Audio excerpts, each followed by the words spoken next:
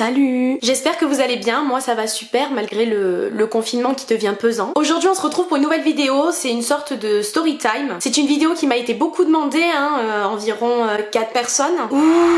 Je vais vous raconter comment j'ai fait fuir mon crush avec bien sûr tout l'historique pour pouvoir comprendre. J'ai pris quelques notes afin de ne rien oublier. Je vous invite à vous abonner à ma chaîne afin de ne rater aucune de mes vidéos. Pour qui je me prends? Et si vous avez aimé la vidéo, je vous invite à me mettre un petit pouce bleu. Voilà, c'est parti, on peut commencer. Tout a commencé fin octobre 2019. Mon crush, on va l'appeler Olivier, puisque de toute façon il s'appelle Olivier. Coucou Olivier, ça va? Je rigole, on est en bon terme, bien sûr. Enfin, je crois. Ne vous inquiétez pas, il est tout à fait consentant que je tourne cette vidéo. C'est faux. Donc Olivier commence à m'aborder en boîte de nuit. Au début c'est plutôt une approche amicale, mais quand même je vois qu'il me lance un petit peu des regards insistants, voire troublants. Début du mois de novembre 2019, je le croise au cinéma. Là, il me demande mon Snapchat, mon Instagram. Donc j'imagine que c'est pas pour jouer à la pétanque. Du coup, on commence à se parler assez fréquemment, mais je reste dans le déni quant à ses intentions. Waouh, je m'exprime super bien. Dans les messages, il m'appelle ma princesse et tout. C'est vachement cutie. Après, il faut savoir que physiquement, c'est pas du tout mon style. C'est un dragueur, donc merci, mais non merci. Arrive le mois de décembre, donc c'est mon anniversaire, mon birthday pour les bilingues comme moi. Je décide de le fêter avec mes amis, donc on se rend dans un bar où Olivier mixe, puisqu'il est DJ. Et là, monsieur, il me passe toutes les musiques que j'aime, il me fait des clins d'œil. Et là, je suis comme troublée. Je commence à le trouver mignon, gentil, attentionné. Je kiffe ma soirée. Je termine ma soirée en boîte de nuit, il était là. Il a passé la soirée avec mes amis et moi, et d'ailleurs, c'est là où on a échangé notre premier baiser. Waouh! En fin de soirée, je lui ai dit que de toute façon, il allait oublier ce qui s'était passé, vu qu'il avait 4 grammes dans le sang. Il m'a dit que non, d'ailleurs, le lendemain, il m'a réécrit. Il m'a même proposé 2 jours plus tard d'aller boire un coup avec lui, donc j'y suis allée, bien évidemment. J'en ai profité pour lui demander pourquoi il me parlait et quel était son but concrètement avec moi. Il m'a répondu qu'il trouvait qu'on avait du feeling, qu'il cherchait du sérieux, peut-être la femme de sa vie. Quelques jours plus tard, je retourne en boîte de nuit. Oui, c'est mon rituel, ne me jugez pas. Là, je l'aperçois au loin avec ses amis, donc moi je continue de faire ma soirée de mon côté. D'un coup, je me tourne et là, c'est le drame.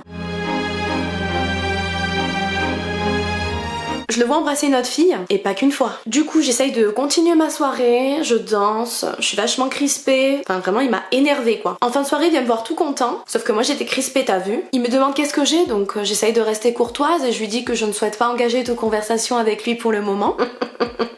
Je rigole. Je lui ai dit dégage, retourne avec ta vieille meuf. Là il commence à rire, il me dit mais n'importe quoi, ça va pas, enfin je m'en fous de cette fille, blablabla. Vu que je suis débile, j'ai pardonné ce petit dérapage. Sauf que ça s'est reproduit plusieurs fois. Avec cette fille.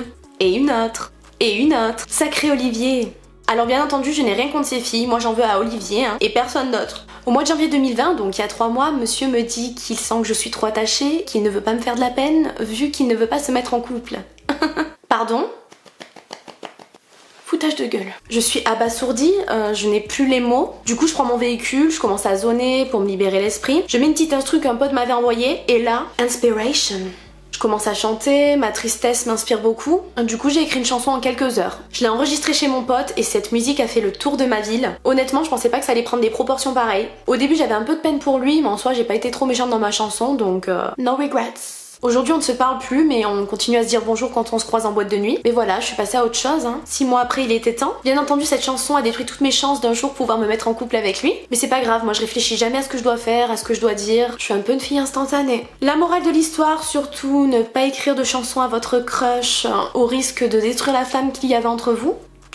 Il faut savoir que quand je suis triste, mon cerveau active une sorte d'option qui me rend incontrôlable. Je fais des choses improbables, je rigole tout le temps. C'est l'anarchie. Il faut savoir que je n'ai pas fait cette chanson pour me moquer d'Olivier. J'ai juste écouté mon cœur, j'avais besoin d'écrire ma souffrance. Et aujourd'hui, je vais mieux. Avant de terminer cette vidéo, je vais bien sûr vous faire écouter ma chanson. Petit disclaimer, je ne suis pas chanteuse. Les paroles de ma chanson sont assez humoristiques, donc à ne pas prendre trop au sérieux. Voilà.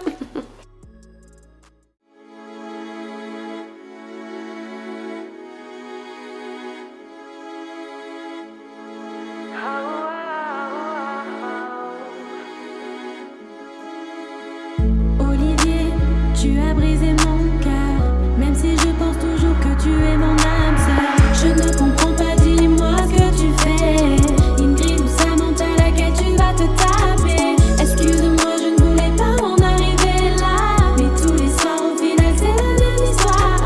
Quand ça monte à elle là, tu ne me calcules pas. J'ai mal Paris ou dans un shooter tequila. En fin de soirée quand toutes tes meufs sont parties, tu te dis je vais voir les Amédini. Tu me charbonnes depuis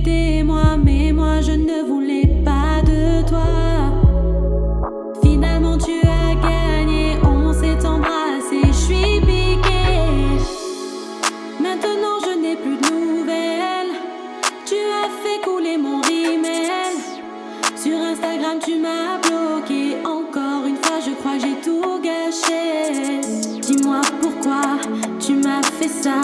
Dis-moi pourquoi je t'aime comme ça. Dis-moi pourquoi tu ne veux pas de moi. Est-ce que c'est à cause de mon surpoids? Olivier, tu as brisé mon cœur, mais sache que je te porterai toujours dans mon cœur. J'espère que tu pourras peut-être me pardonner. Tous les jours sur Instagram je t'affichais. Olivier, j'ai tout gâché. Olivier, je te kiffais.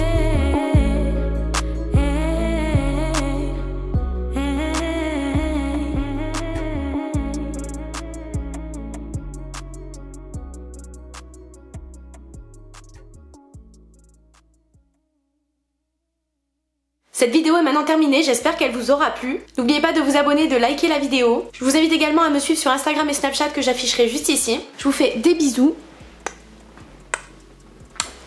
Et on se dit à la prochaine. Bye bye.